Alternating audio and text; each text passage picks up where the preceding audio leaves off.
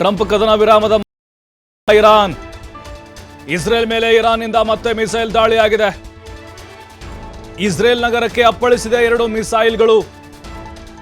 ಕದನ ವಿರಾಮಕ್ಕೆ ಯಾವುದಕ್ಕೂ ಕೂಡ ಕೇರ್ ಮಾಡ್ತಾ ಇಲ್ಲ ಇರಾನು.